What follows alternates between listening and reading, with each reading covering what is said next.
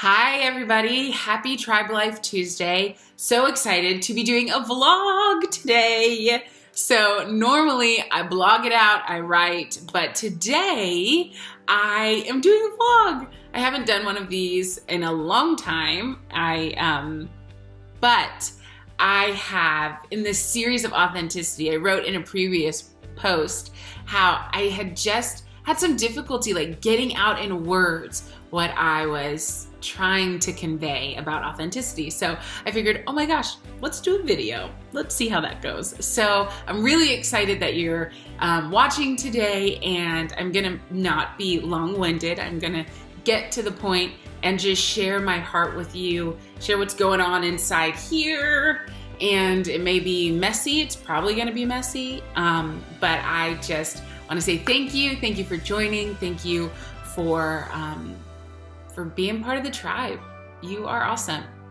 So Brene Brown, who is one of my favorites, she is a researcher on vulnerability and authenticity. If you don't know who she is, I would highly recommend that you Google her.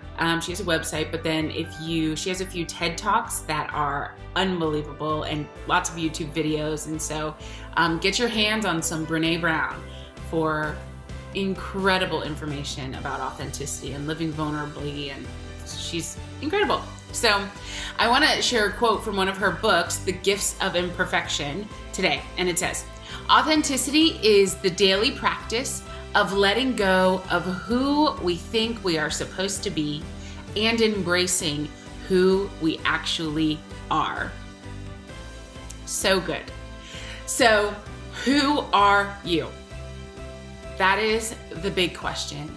I think that's the question that so many of us, and even society, we are trying to figure out, who am I? Where do I belong? Where do I fit? And you can't find out where you belong or where you fit until you find out who you are. And nobody actually can tell you who you are except you. And so she says it's the daily practice of letting go of who we think we are supposed to be.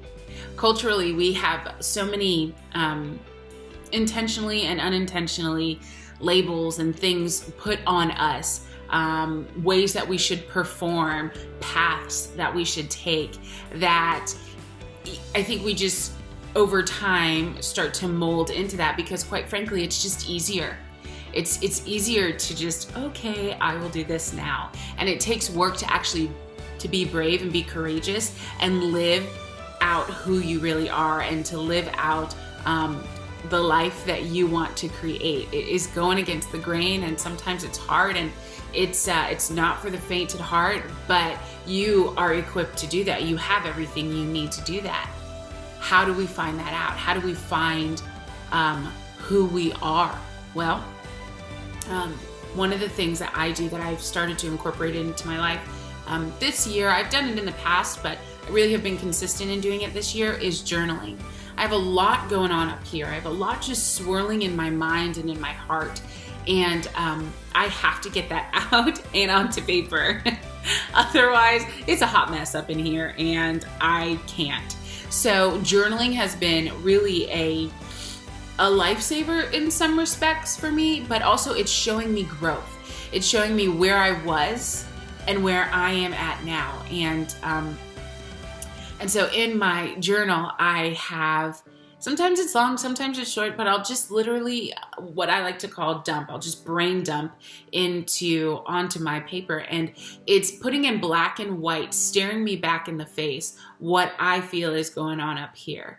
And it really is a great way to process all of the thoughts and things that are going on. So I would highly encourage you, if you don't now, to journal. If you can't do it daily, maybe try every other day, and sit there, a lot, 30 minutes or 20 minutes or 15, however many minutes you have.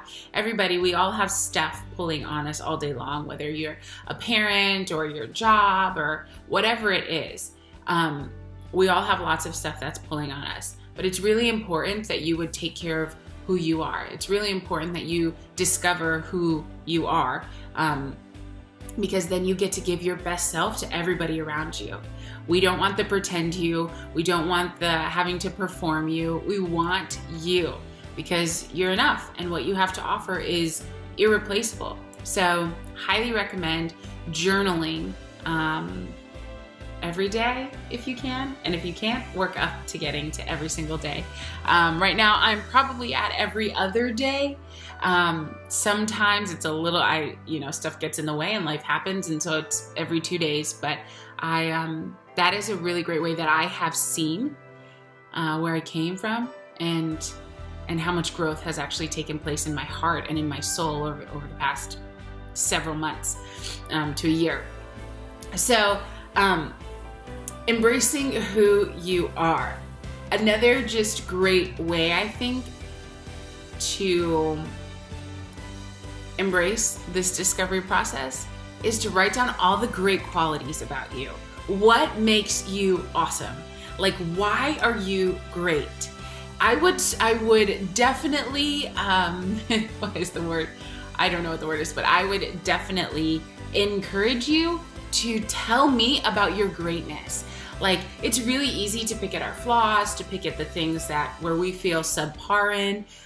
But what are the things that make you great? My hair is just going everywhere too. Sorry, guys. But what are the things that make you great? Like, I so value authenticity, and that is something that I bring to the table in all of my relationships. It's a core value of mine. It's something that is kind of a requirement.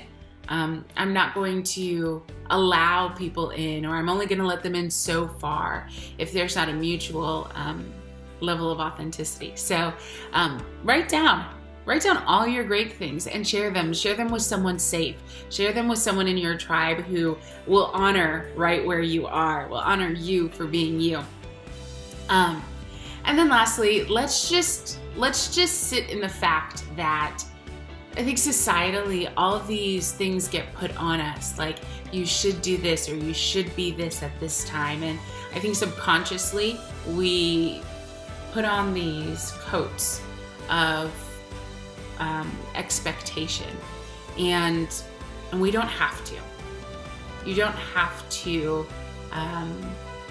get married at a certain time, or have a baby since you've been married for so long, or buy a house, or this pathway that I think has been carved out. I don't think any of those things are wrong. I think actually it's great. And if that is your path, then awesome. Do it, and do it well. It becomes, I think we lose ourselves, we lose who we are when we begin to pick those up and wear them and they don't fit and they're not for us. So today, take a moment and ask yourself, who am I? And what do I want my discovery road to look like? Where do I want to be? Who do I want to be? What are the things that I offer the world that are irreplaceable? And do this with yourself first. Look at yourself. Look internally. Look in a mirror if you need to. But really ask yourself, who am I? And let everything that you do then come out of the place of who you actually are. Not who you're trying to be, not a position you're trying to gain, not someone you're trying to impress, but who are you? I want to end this just with sharing a little snippet of my journey of really discovering who I am, and not kind of submitting. I don't know. I'm not really a rebel. Sometimes I rebel against things, but whatever.